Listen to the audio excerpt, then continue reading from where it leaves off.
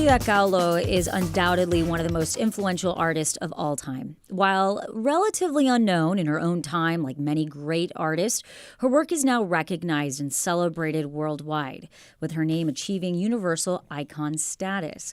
The life and legacy of this legendary Mexican artist are explored in the new Museum of Fine Arts Houston exhibition, Frida, The Making of an Icon, which features more than 30 of Kahlo's works in addition to over 100 works from 5 generations of artists inspired by her.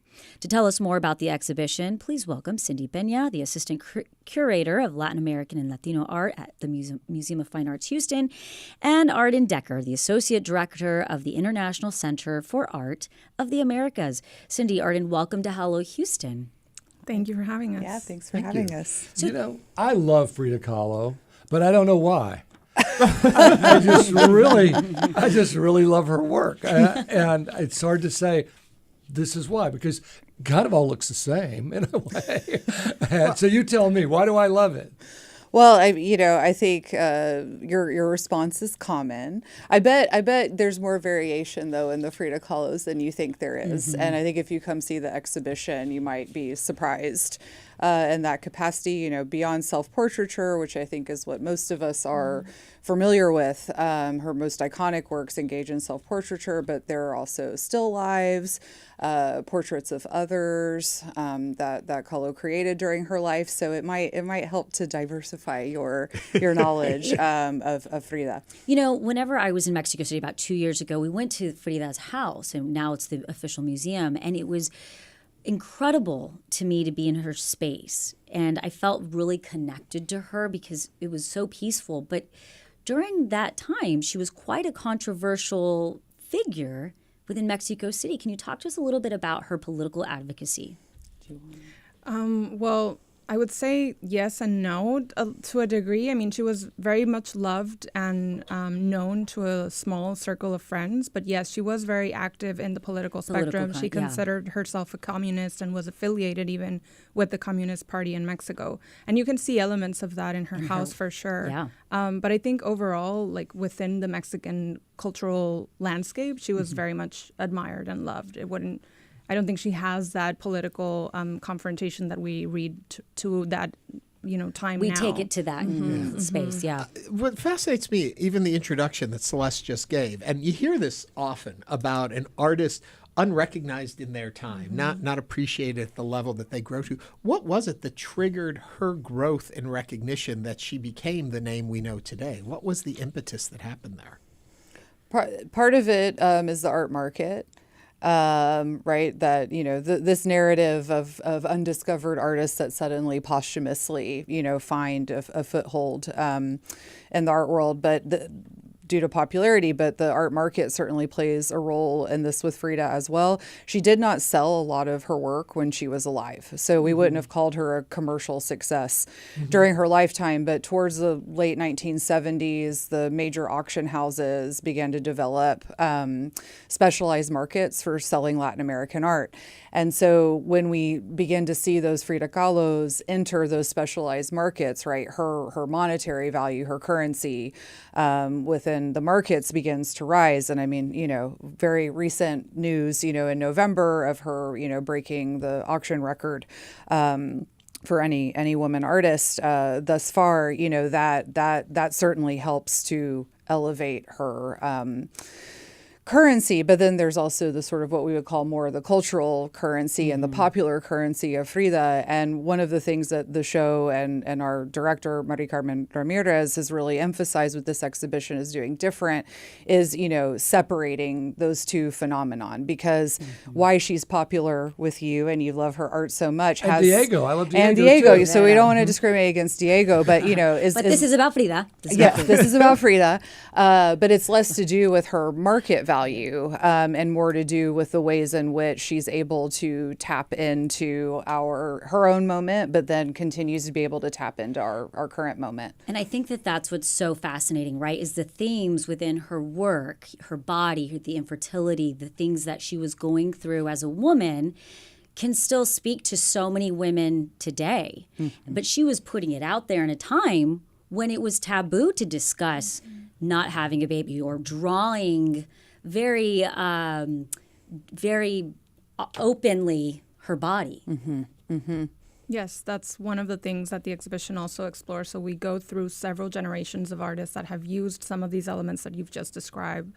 The fact of her inability to conceive children, the fact of her traumatic relationship with her spouse and with many other family members, the fact that she was severely injured when she was very young. Yeah. And many contemporary artists and artists since the 1970s take some of those elements and put them into their own work, in a way extending that legacy to our time. Right. Have we mythologized her to a point that's difficult then when you have to give a reality in a show in which you're doing? And what were the challenges for that? Certainly. And an added layer of complication there is the degree to which Kahlo mythologized herself. Right. Right. Which is also, though, part of this like polyvalent aspect of Kahlo that makes her continue to be relevant to us. I think for most of us working on the exhibition, or maybe I shouldn't speak for everyone, but myself included, it's like you think there's this like Frida fatigue, especially if you work in the realm of Latin American and Mexican art. Yeah. But the in terms of the mythology, I mean, part of that is also due to the explosion of popularity in her biography that was first published in 1983. It was not the very first biography of Kahlo, but it was the most popular one written by a U.S. art historian, Hayden Herrera.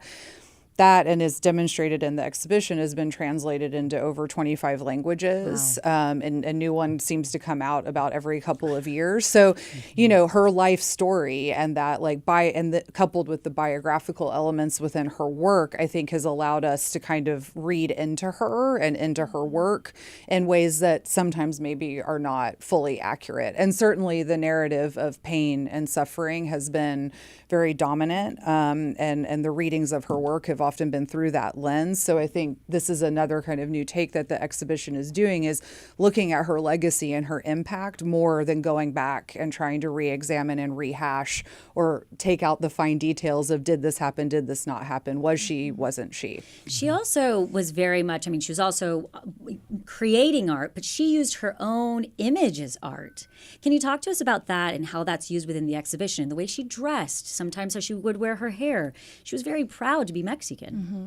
Well, I'll connect that with what we just discussed, which is really that is the starting point of our exhibition, how she self-constructed her image, not only, as you say, in her artwork, but also in the way that she dressed and the way that she posed for photographs, which she very, very often did for many photographers, worldwide famous photographers. So the way that she used that to her advantage, perhaps to, you know, be part of a certain moment in Mexican history. Could we say that Frida was an influencer? Yeah, a little bit. Yeah. A little bit. Frida an influence over time? Yeah. I know that word is starting to become very uncool. Yeah. But I also think to a certain extent she was like not maybe setting a trend then, but now there are trends that she was her own set. PR team. No. Yeah. Yes. Well, to jump on that, was she more calculated than maybe we gave her credit for being? Was there more of a plan in place than simply an artist expressing themselves through their art? I don't know. I don't think it was a evil calculation, but she definitely was very aware of what was going on within art history and within the cultural movement that she was part of, but also that she wanted to express a certain idea of her through art and through life. So, yeah, I think that's a good way to. She was definitely calculated, and she was curious, and she studied and what was going on and had a strategy. Yeah. Yes. Yeah. So how do we see all of this? You come to the Museum of Fine Arts Houston. Yeah, I've heard of that place. I knew that don't know part. if you heard of it. The exhibition is in our law building in the upper level galleries. We are open Wednesday through Sunday, and admission is free on Thursdays. How many pieces? We have, this is a better Cindy question. Well, we have 30 works by Frida in between paintings, drawings, and a few ephemera from her diaries, which you are maybe familiar with.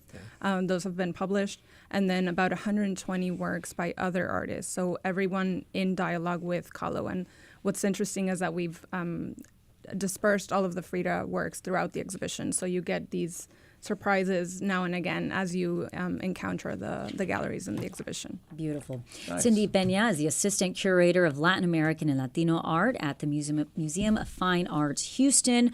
Arden Decker is the Associate Director of the International Center for Art of the Americas. Cindy and Arden, thank you both for joining us today on Hello Houston. Thank you. Thank you. Frida, the making of an icon, will be on view at the Museum of Fine Arts Houston through May 17th. For more information, you can head to mfah.org.